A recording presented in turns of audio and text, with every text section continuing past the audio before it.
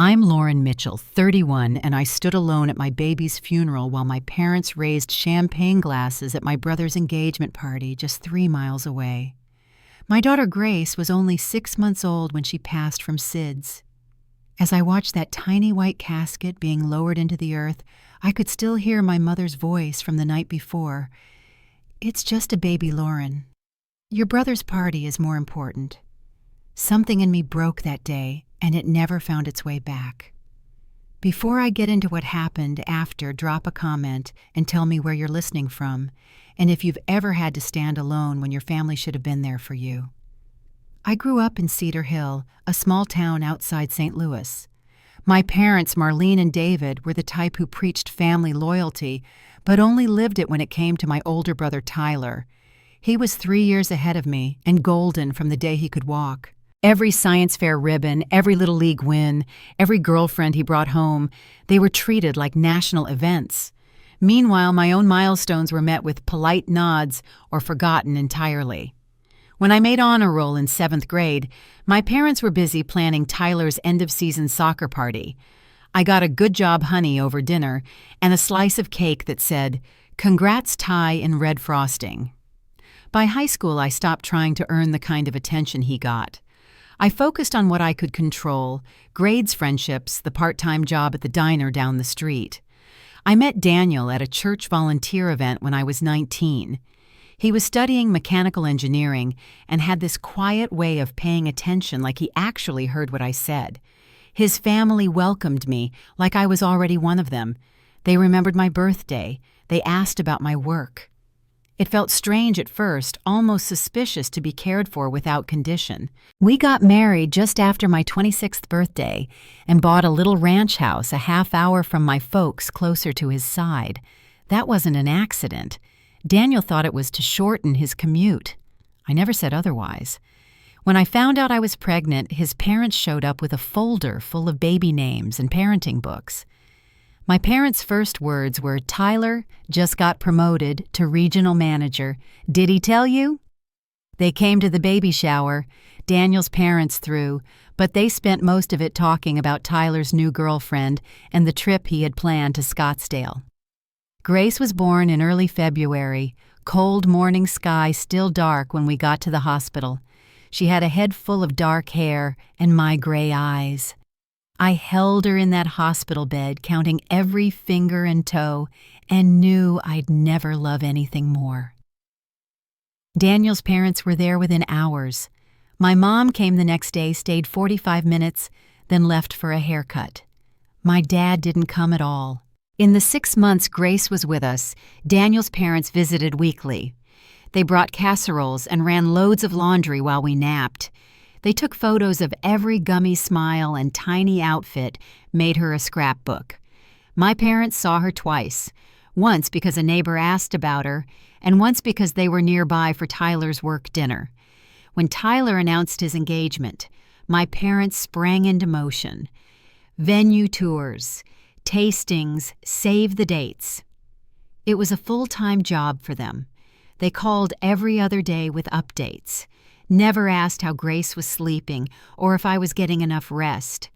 When I reminded my mom that Grace's baby dedication was scheduled for that Sunday, she barely paused before saying, "Oh, we'll have to miss that, honey." Tyler's engagement dinner is the same weekend. The Sunday Grace died started like any other. She had a little congestion, but nothing alarming. I had her bundled up in her favorite sleeper, gave her a bottle, laid her in the crib with her stuffed lamb beside her. When I found her the next morning, she was still, too still. I'll never forget the silence in that nursery, the coldness of her cheek, Daniel's panicked hands trying to bring her back, the sirens, the pale doctor saying words that didn't make sense. That same afternoon, after sitting in that hospital room for hours, I called my mother. My voice cracked when I said the words, "Grace is gone. She died last night." Her response was quiet. "Oh, Lauren, that's awful." No gasping, no urgency, just words. When I told her the funeral would be Friday, she said, "Oh, That's the same day as Tyler's pool party. We've already RSVP'd. I stood in my kitchen with the phone in my hand, the baby monitor still lit in the background, and I listened as my own mother told me my daughter's death wasn't worth changing a party plan. Next Friday, I stood beside the smallest casket I'd ever seen surrounded by Daniel's family, my coworkers and friends who had flown in from out of state. And my parents weren't there. The morning of Grace's funeral was clear and bright, the kind of day where the sunlight feels too cheerful, too out of place. Daniel drove us in silence, one hand on the wheel, the other resting gently over mine. I wore the black dress I'd bought 2 days earlier, and the necklace his mother had given me, the one with Grace's birthstone, nestled in a silver heart. When we pulled into the cemetery, I checked my phone one last time. No texts, no missed calls, nothing from my parents, nothing from Tyler.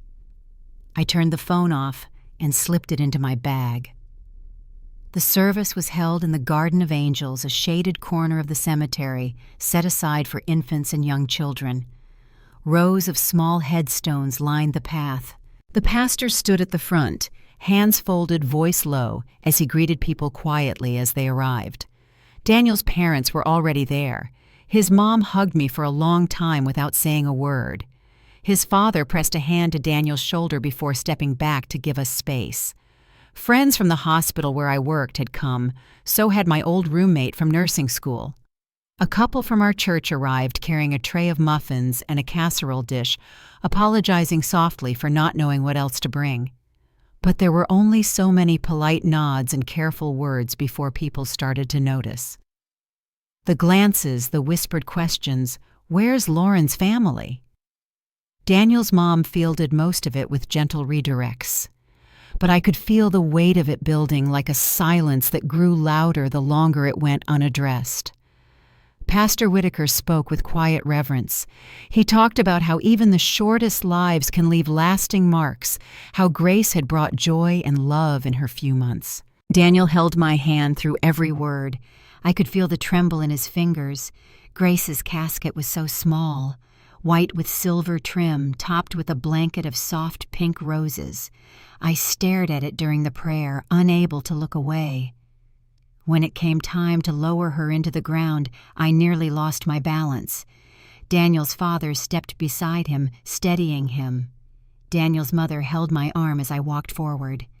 We each placed a single rose on the lid before they began the burial. I knelt to press my hand to the wood just once before I stood again. That evening, the house filled with people. Food lined the counter. Flowers took up the dining table.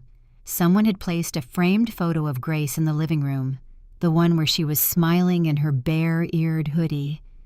I walked past it without stopping. I thanked people for coming. I answered soft condolences with nods and murmured replies. I drank lukewarm tea I couldn't taste and sat through conversations I didn't follow. In the nursery, everything remained untouched. The crib with its pale yellow sheets, the changing table stocked with diapers I'd never use, the rocker I'd spent hours in humming lullabies while Grace drifted off to sleep. After everyone had left, Daniel and I stood in that room for a long time. Neither of us spoke. I touched the edge of the crib and leaned against it, not ready to start dismantling what was left of her. The next morning, I opened my phone for the first time since the funeral. I had several notifications from social media. Daniel looked over my shoulder as I opened one. Tyler had posted a photo of himself by the pool drink in hand, sunglasses on. In the background, our parents stood by a banner that said, "Cheers to the future, Mr. and Mrs." My mother was smiling wide. My father was laughing, champagne glasses in both their hands. The photo was time-stamped at 11:17 a.m., just minutes after Pastor Whitaker had started the prayer. I handed the phone to Daniel. He looked down at it, then set it face down on the table. We sat in silence. 3 days later, my phone rang. My mother's number lit up on the screen. I hesitated, then picked up. "Lauren," she said, chipper and breezy, "how are you?" "My daughter died," I said quietly. "You missed her funeral." "Well, yes," she replied with that clipped tone she used when she felt inconvenienced, "but that was almost a week ago. I thought you might like to come to dinner Sunday. Tyler and Emma will be there. They're finalizing their wedding date." I didn't respond right away. "It might help," she added. "You know, take your mind off things." I ended the call. That afternoon, I told Daniel everything she said. He didn't say much, just sat next to me on the couch, jaw tight, shaking his head. A few days passed before I responded to the dinner invitation. I told myself I wasn't going to go, but something in me needed to see them, to understand. So 2 weeks after Grace's funeral, Daniel and I pulled up in front of the house I'd grown up in. The lawn was freshly edged. The same seasonal wreath hung on the door. Inside, nothing had changed. My mother greeted us with a bright smile and a kiss on the cheek. My father gave Daniel a brief nod. Tyler and Emma were already in the living room, a stack of wedding magazines between them. "Dinner's almost ready," my mother said, bustling toward the kitchen. "Tyler was just showing us the venue they're considering. Isn't it stunning? No one mentioned Grace. No one asked how we were holding up." The conversation floated from honeymoon options to floral arrangements to guest list politics. I sat stiffly next to Daniel, nodding when appropriate. Every now and then I caught him looking at me, waiting. During dessert, I finally spoke. "Did Grace's funeral interfere with your pool party?" My voice cut through the conversation like a dropped glass. The room fell still. "Lauren," my mother said with a nervous laugh, "why bring that up now? Let's not dwell on unpleasant things at dinner." "Unpleasant things?" I asked. "You mean my daughter's death?" My father folded his napkin. "It's done. What's the point of revisiting it now?" Tyler sighed. "This is exactly why we didn't want to bring it up. You always make things dramatic." I looked at him. "Dramatic? She died, Tyler. Your niece died, and none of you showed up because you had a party to attend. It wasn't just a party," my mother said. "It was a once-in-a-lifetime celebration. We couldn't cancel everything. But you could cancel her funeral. You could decide she didn't matter." Daniel placed his fork down carefully. "This is unbelievable. Do you hear yourselves?" "We thought you needed space," my father said. "No," I replied. "You just didn't want to deal with it. You didn't want to be uncomfortable." My mother looked at me wounded. "That's not fair. You told me she was just a baby, that I could have another." No one said a word. Finally, my mother looked at her plate and muttered, "Well, we couldn't exactly tell people we missed the funeral for a party. So we said your father's back was acting up." I stood. "You lied. Not just to yourselves, but to everyone else. You were embarrassed, but not enough to do the right thing." Daniel rose beside me gently, placing his hand on my back. "We're done here," I said. We walked out without another word. As we drove away, the air in the car felt heavy but still. Daniel reached for my hand. "You okay?" I stared ahead. "I don't know, but I think I'm finally done pretending they didn't mean it." Daniel and I didn't talk much on the way home from my parents' house. The silence between us wasn't angry or cold. It was something heavier, the kind that comes from both people knowing there's nothing left to say. When we pulled into the driveway, the porch light was on, just like we'd left it. The nursery window upstairs was dark. Inside the house felt too quiet. We hadn't turned the TV on in days. I set my purse down on the entryway table and made my way to the kitchen. Daniel followed, stood at the counter for a while, then started filling the kettle. I sat at the table, staring at the same spot on the wood, until the whistle blew. He poured the water into 2 mugs but didn't ask if I wanted tea. He just knew. We sat there for a long time. The next morning, Daniel went into work. He hadn't planned to, but I think he needed to feel normal for a few hours. I stayed home. I did a load of laundry, made the bed, took a long shower, but nothing felt real. Every room in the house still held pieces of her. The baby monitor sat on my nightstand, unplugged but untouched. Her swing was still in the corner of the living room. There was a pair of tiny socks tucked into the sofa cushions, pink with gray hearts. I left them where they were. That afternoon, I opened my laptop and typed infant loss support group near me. The first link that popped up was a local chapter that met every Tuesday at the community center across from the library. I bookmarked it, then closed the screen. The next few days passed in a blur. Meals were small. Sleep came in short bursts. I stopped checking my phone unless Daniel called or texted. My parents didn't reach out. Daniel's mom came by every few days with food or fresh towels. She never stayed long. Sometimes she just dropped things at the door with a little note. His dad helped Daniel sort through some of the paperwork, death certificates, insurance forms, things I couldn't look at yet. One afternoon, while folding laundry, I found myself standing in Grace's room. I didn't remember walking in. I just stood there holding one of her onesies to my chest. It still smelled faintly of lavender baby wash. That night I told Daniel I was thinking about going to one of the support group meetings. "You should," he said. "If you want, I'll come with you." I nodded. Maybe not the first time. On the day of the meeting, I parked across the street and watched the building from inside the car. I saw a woman around my age walking in with a man who looked like her husband. A few older couples followed. No one was smiling. Inside the room, there were about a dozen chairs set up in a circle. A woman named Sheila ran the group. She had kind eyes and spoke softly. Everyone introduced themselves. When it was my turn, I just said, "I'm Lauren. I lost my daughter Grace last month." A few people nodded. One woman reached across the space between us and squeezed my hand. After the meeting, Sheila handed me a small booklet and said, "There's no right way to do this, just the way that gets you through each day." On the drive home, I didn't cry. I thought I might, but I didn't. It was the first time I'd said Grace's name aloud in a room full of strangers. Somehow that mattered.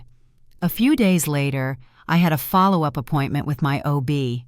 She asked how I was coping. I told her about the group. She nodded and asked if I'd considered counseling too. I hadn't, but something about the way she asked made me think I should. The following week, Daniel and I met with Dr. Yates, a grief counselor who specialized in child loss. She had a gentle way of sitting back and letting silence do its job. During our third session, she asked about our families. Daniel talked about how supportive his parents had been. I mentioned mine in a single sentence. "Do you want to say more about that?" she asked. I hesitated, then told her about the funeral, about the pool party, about what my mother had said on the phone. She didn't react. She just waited. Eventually I said, "It's not just that day. It's always been that way." She nodded slowly. "Can you give me an example?" The words came out easier than I expected. I told her about the dance recital my parents missed because Tyler had a baseball tournament, about the college acceptance letter that got buried under mail while they celebrated his internship, about the time my mom told me she wasn't worried about my student loans because you'll probably marry someone stable. Session by session, I unraveled it, piece by piece. Dr. Yates introduced terms like family roles, golden child scapegoat.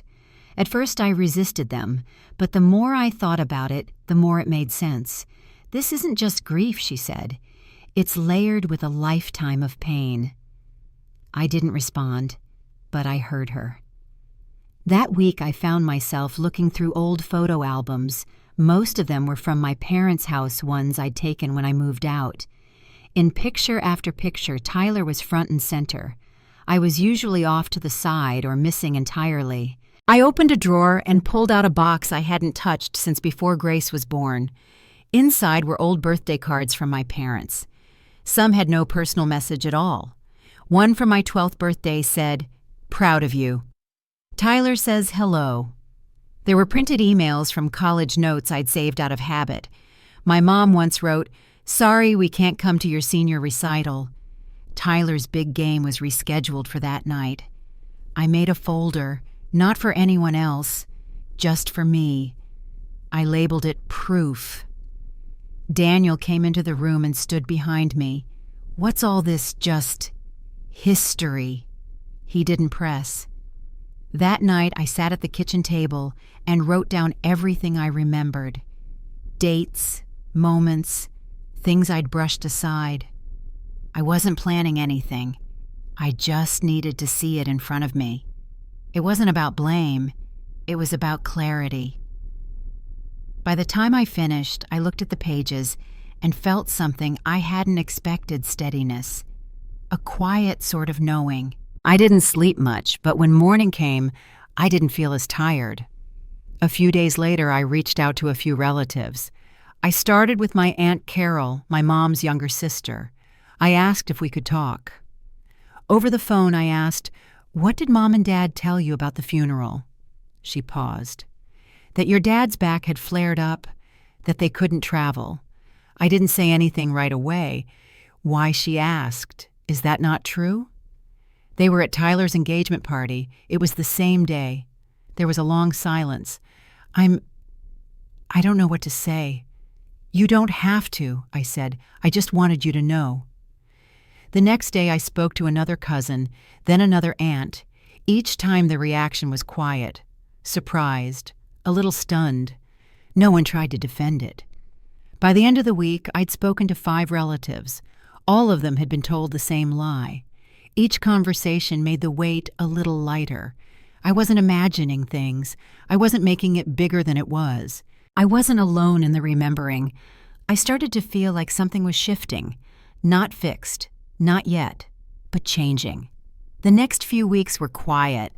Daniel and I kept our routine: small groceries, counseling, the occasional walk around the block in the early evening. The nursery door stayed closed most of the time. I wasn't ready to change anything yet. One Saturday morning, after a support group meeting, I stayed behind to help Sheila gather the chairs. We folded them in slow silence, stacking them along the wall. She asked gently, "How are things with your family?" I shrugged. "They're quiet. Haven't called, haven't texted. I think they're waiting for me to move on, like nothing happened." She paused and said, "Sometimes silence is its own answer." On the drive home, I kept hearing those words. And when I got in, I sat down with a blank notepad and wrote one sentence: "What do I want them to understand?" The words came fast after that. I wrote about the funeral, the lies. But it didn't stop there. I wrote about birthdays they forgot, holidays where Tyler's plans took priority, the time in high school when I broke my wrist and my dad didn't come to the hospital because Tyler had a regional tournament. I wrote for over 2 hours. When I was done, I had 5 pages of memories, not in order, just scattered pieces I needed to name. Later that night, I sat on the floor of the living room with everything I'd gathered: the cards, the emails, the saved text messages. I spread them out on the rug, each one a small confirmation that I hadn't imagined any of it. Daniel walked in quietly. "You want me to help?" I nodded. We sat together, sorting through years of proof.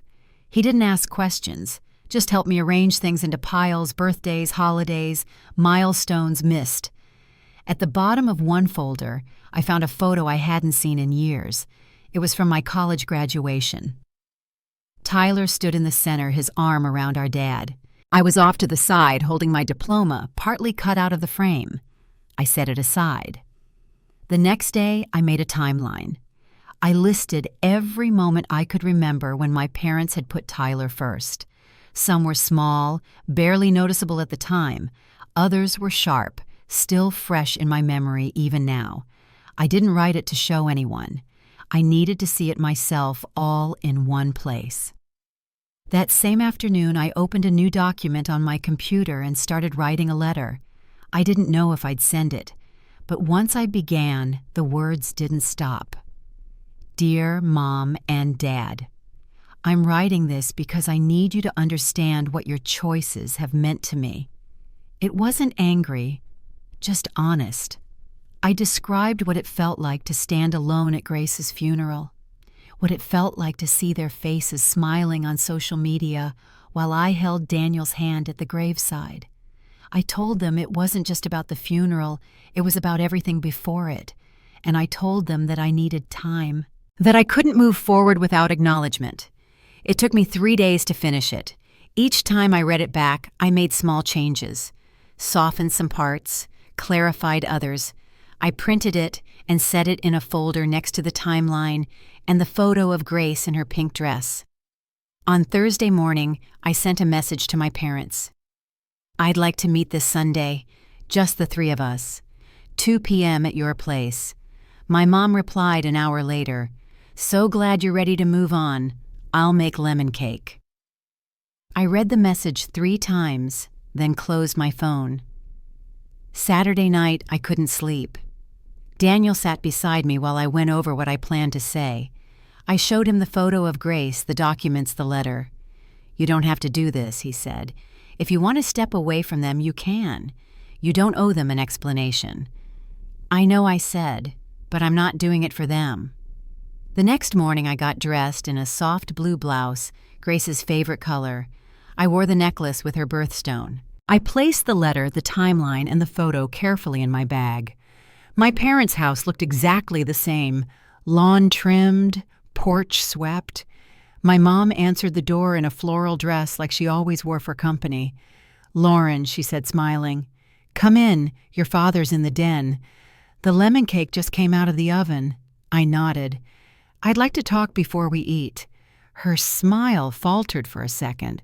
"Of course." We sat in the living room. My father stood as I entered, gave me a short nod, then sat back down. My mother perched on the edge of the couch across from me. I reached into my bag and pulled out Grace's photo. It was one we'd had taken at 4 months. She was wearing her pink sweater and a white headband. I placed it on the coffee table. "This is Grace," I said, "your granddaughter." They glanced at the picture but said nothing. "She died 6 weeks ago," I continued, "and you chose not to come to her funeral." My mother opened her mouth, but I raised a hand. "I need to say this. Please let me finish." I told them about the timeline. I handed them the pages, each one listing the ways they'd made it clear Tyler mattered more. I pointed to specific moments, not to accuse, but to name what had happened. My father flipped through the pages with a frown. My mother sat stiffly, hands in her lap. "You weren't just absent," I said. "You lied to the family. You said you couldn't come because of Dad's back, but you were at the party. There are photos. People saw them. I showed them the screenshot on my phone. The Instagram post with the champagne and the banner. My mother's smiling face, the timestamp in the corner. You told me Grace was just a baby, that I could have another." Neither of them spoke. I reached for the letter and unfolded it. "I need to read this. Then I'll leave." They listened in silence as I read each word. When I finished, I folded it again and placed it back in my bag. For a long time, no one said anything. Finally, my father cleared his throat. "What is it you want from us?" "I don't want anything," I said. "I needed you to hear the truth. What you do with it is up to you." I stood. My mother looked at the photo again. Her voice, when it came, was quiet. "She had your eyes." "Yes," I said. "She did." I walked to the door. "Lauren, wait," my mother called. I paused, hand on the knob. "I'm not walking away," I said without turning. "I've always been here. You just weren't." Then I left. In the car, my hands were shaking, but my breathing was steady. The bag sat on the seat beside me. I didn't need to open it again. Back home, Daniel was waiting. "How did it go?" I said everything I needed to, I told him. He nodded and pulled me close.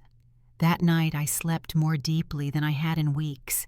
The invitation came in a thick cream envelope with gold trim. My mother's handwriting was on the front, neat and precise, just like always. Inside was an embossed card announcing Tyler and Emma's engagement party, a garden luncheon, formal attire, RSVP by the end of the week. I set it on the counter and didn't touch it for 2 days.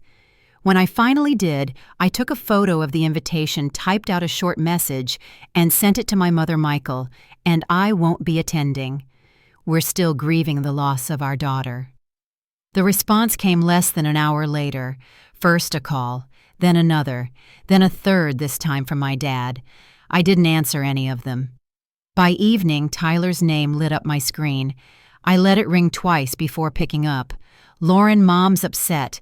You can't just skip the party. They've been planning this for months." There was a long pause on my end. "I stood by my daughter's grave without my parents beside me," I said quietly. "They skipped her funeral. They celebrated you that same day." "That's not fair," he said. "I barely even knew her." "Whose fault is that?" I asked. "I didn't mean anything by it." "It's just, she was a baby. And life moves on, doesn't it? You visited her once, one time in 6 months." "I'm sorry, okay?" he said, more annoyed than apologetic. "But can't you just come? For an hour, it's important to Mom and Dad. Was Grace's funeral important to you?" There was silence. "I'm not coming," I said. "Congratulations on your engagement. I hope the party goes well." Then I hung up. That evening, I sat in the living room with Daniel. The sun was setting through the front windows, and the light made everything look softer. I told him what I'd said. He nodded, didn't press.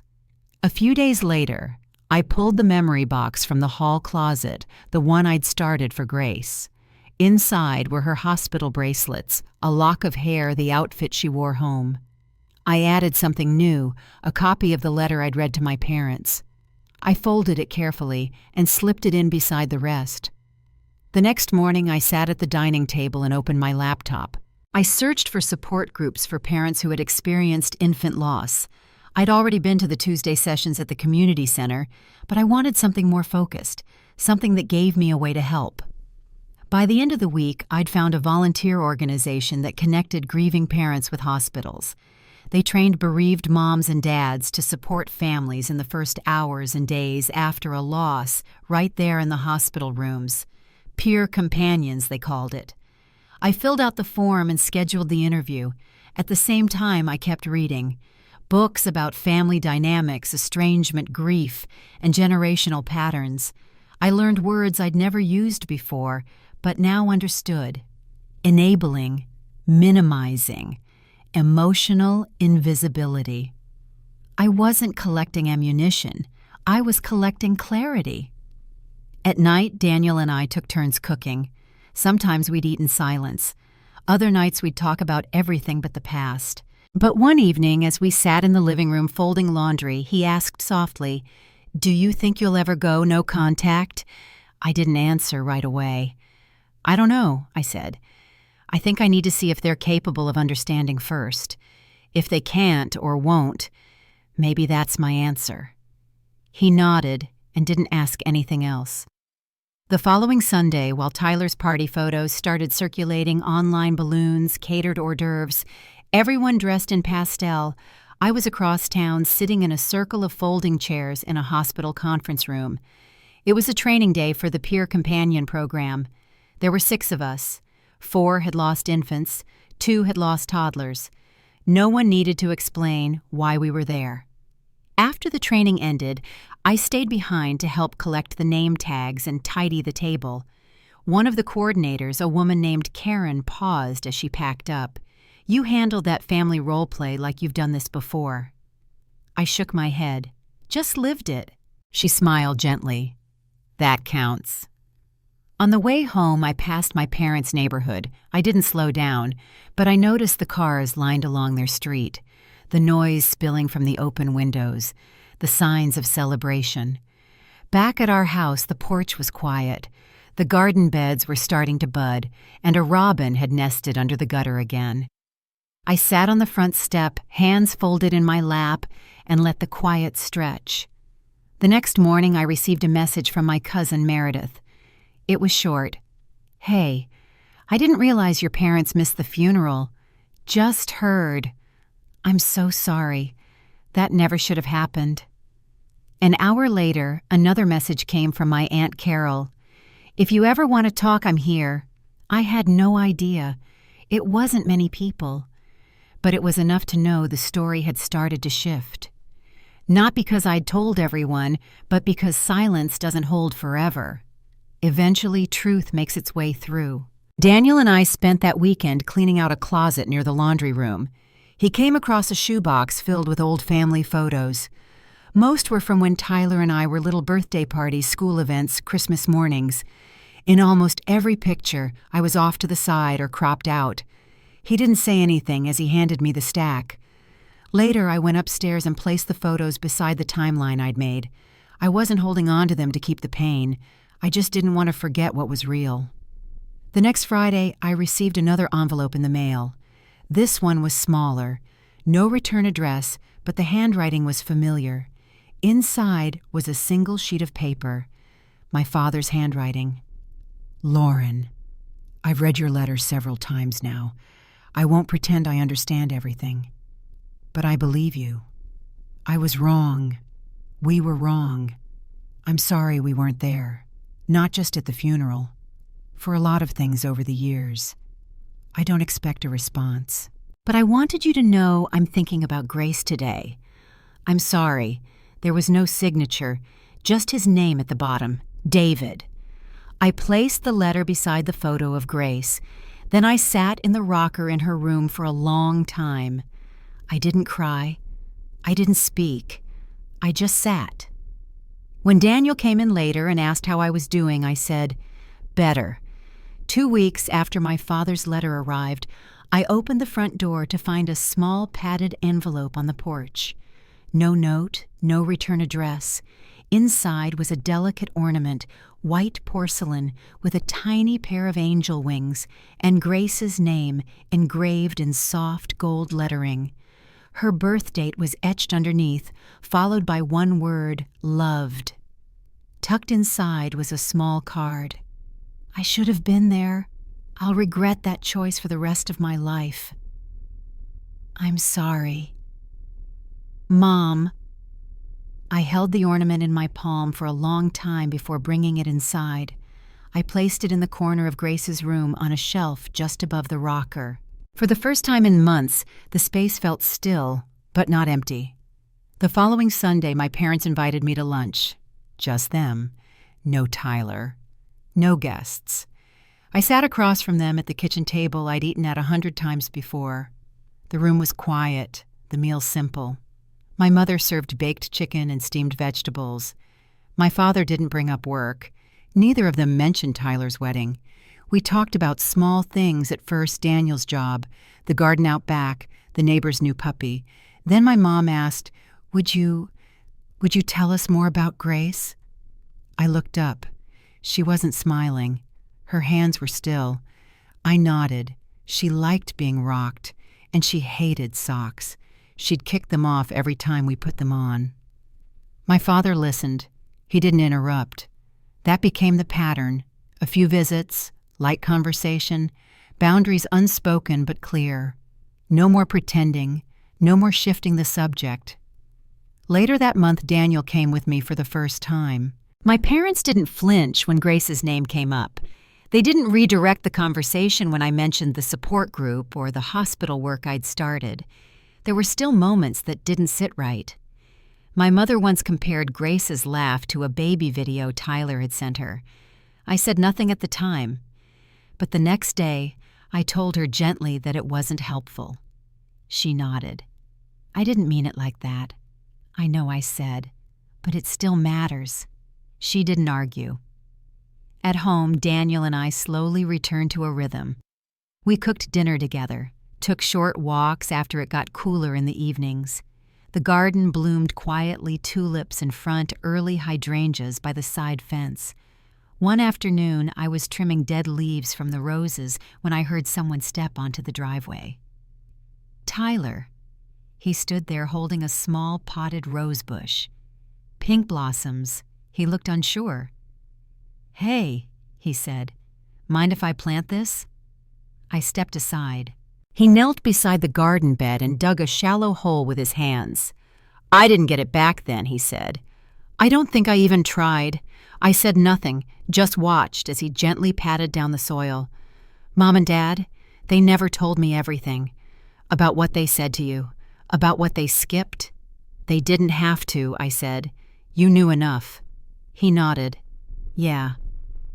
We stood there for a moment, neither of us reaching for more. Then he said I should have been at her funeral. You should have. I'm sorry, Lauren. I nodded once. Thanks for saying it." He looked down at the rose bush, then back at me. "If it's okay, I'd like to come by sometime, just to visit the garden. It's okay." After he left, I sat on the edge of the porch. The sun had dipped behind the trees, and the air smelled faintly of cut grass and soil. I looked at the rose bush he'd brought now tucked into the earth beside the others. That night, Daniel and I sat in Grace's room. The light from the hallway stretched across the floorboards. He handed me a notebook we kept on the bookshelf blank inside, except for the first page. For Grace. We added a few lines every now and then.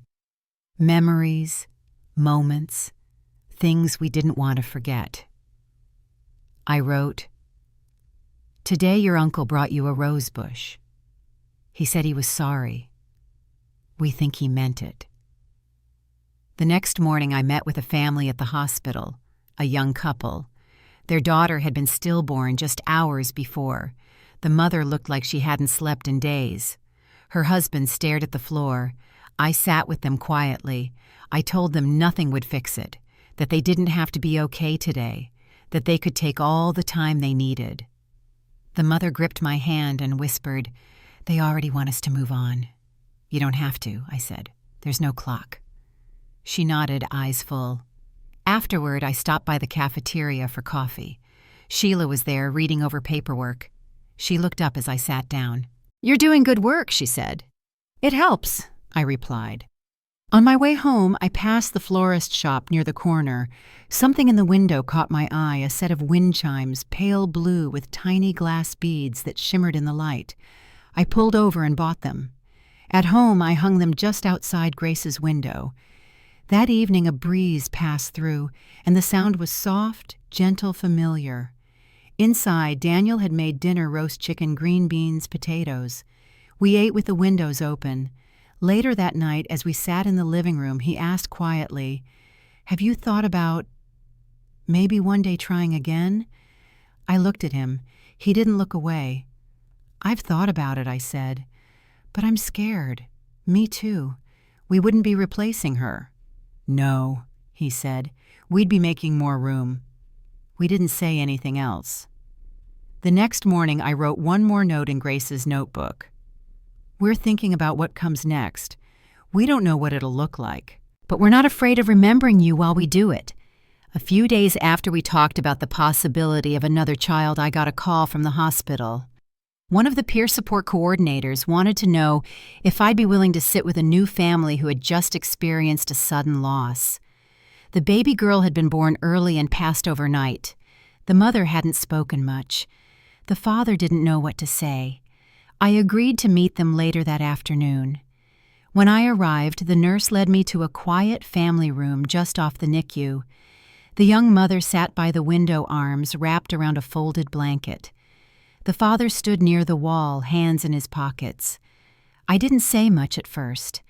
I sat down in the chair beside them and introduced myself. Told them I'd lost a daughter too. That opened something. The mother leaned her head back against the chair and whispered, "People keep saying we can try again." I nodded once. "They act like she didn't count," she said. "She counted," I replied. "She counts."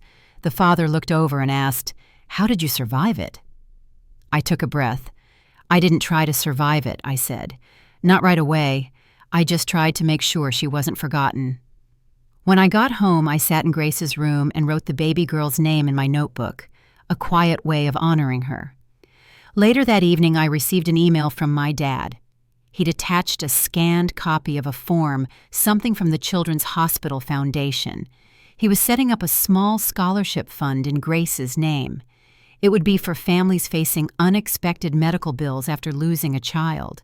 Just a one-time gift to start, but something he hoped would grow.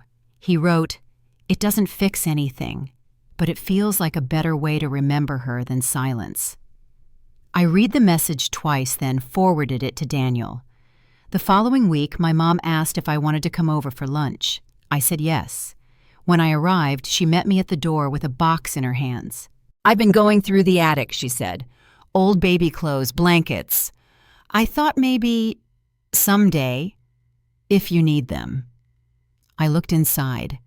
Tucked between soft yellow bibs and faded onesies was a small white sweater I remembered from childhood, the one I'd worn in my first Christmas photo. "You kept this?" I asked. She nodded. "It was always my favorite." I folded the sweater carefully and placed it back in the box. We sat at the kitchen table afterward, sipping tea. For a while we didn't talk. Then she said, "I know it's not enough, but I'm sorry. I really am." I nodded. Later that afternoon, Daniel and I visited Grace's garden. The rose bush Tyler had planted was blooming small pink blossoms just beginning to open. I pulled a few weeds while Daniel replaced the mulch. After a while, he said, "Your dad called." I looked over. He wanted to know if we'd be okay with them coming to Grace's remembrance ceremony next month. The 1-year anniversary was coming. We talked about something small, just family, a few close friends, something simple in the garden. I thought for a moment. Then I said yes, but only if they understand it's not about closure. It's about honoring her. I'll let him know. That night I lit a candle in Grace's room. The wind chimes outside her window moved softly in the breeze. I stood there for a few minutes, then added a line to the notebook. "People are remembering you. They're saying your name. That matters." A week before the ceremony, Tyler and Emma stopped by with a stuffed bear, small and tan with a satin ribbon around its neck. Emma placed it near the angel statue. She would have had the best laugh, Tyler said, glancing at the wind chimes. We didn't talk about the past, just stood together while the light faded across the yard. The day of the ceremony arrived with clear skies and a gentle breeze. We set up a few folding chairs in the garden and laid out pitchers of iced tea and a small tray of lemon bars. Grace's photo sat on a table nearby, framed in white wood, her smile steady and sweet.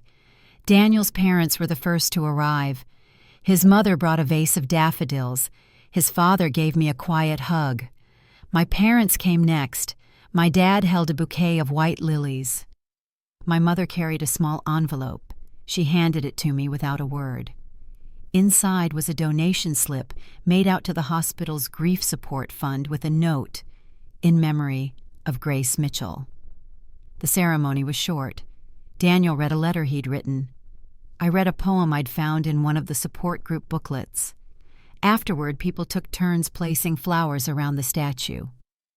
Tyler stood off to the side, hands folded.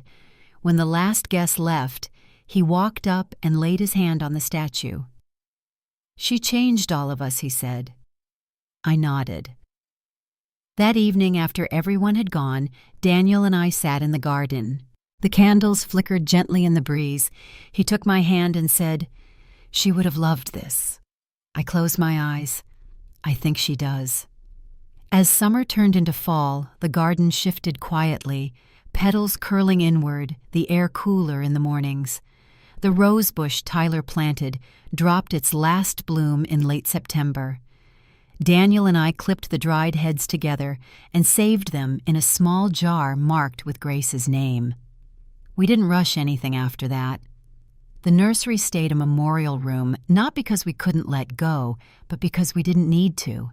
It became a space for remembering, not retreating. A place where we could sit with her memory and feel something more than pain. We still saw my parents once a month. Small dinners, quiet conversation. The boundaries we set stayed in place. They didn't try to erase what happened. And when Grace's name came up, they didn't flinch. One evening, my father mentioned the scholarship again, said he wanted to add to it annually. Not for recognition, just because it mattered. My mother started asking about the families I'd been helping at the hospital. She never pried, just listened. Sometimes she'd ask what their babies' names were. I told her when I could. It felt like progress. Tyler came by a few times, usually on Sunday afternoons. He never stayed long. He'd water the rosebush walk through the garden, then leave a small token behind a stone with a word carved into it, a ribbon he found in a box from his childhood. Once he left a note folded into a tiny triangle that just said, "I remember her." Daniel and I eventually talked seriously about the idea of another child. We weren't rushing. We weren't searching for a replacement. We were thinking about what it meant to keep growing while still holding space for what we'd lost. Healing didn't happen all at once. It came slowly in deep breaths, in softened words, in moments when I realized I could talk about Grace and not fall apart. Sometimes in the stillness of our home, I'd hear the wind chimes outside her window. Not loud, just enough to remind me she was part of us always. On the 1-year anniversary of her passing, we didn't host anything. No ceremony, no gathering, just the two of us in the garden, each holding a candle. We didn't say much. We didn't need to. I think that's what healing eventually becomes, not the absence of sorrow, but the presence of peace. Not forgetting, but remembering in a way that doesn't hurt quite as sharply. Grace only lived 6 months, but in those 6 months and in the year that followed, she gave us something we didn't expect: clarity. She showed us who was truly standing with us. She helped us draw lines where there had been none. And she reminded us that love, no matter how brief, always leaves a mark. If you've ever felt like your grief was overlooked, if you've ever been told to move on before you were ready, I hope you know this: your story matters. Your loss matters. And so do the boundaries you set to protect what remains. Thank you for spending time with mine. If Grace's story stayed with you, I'd be honored if you shared this with someone who needs to know they're not alone. And if you feel like it, let me know in the comments, who are you remembering today? Be gentle with yourself. That's something Grace taught me too.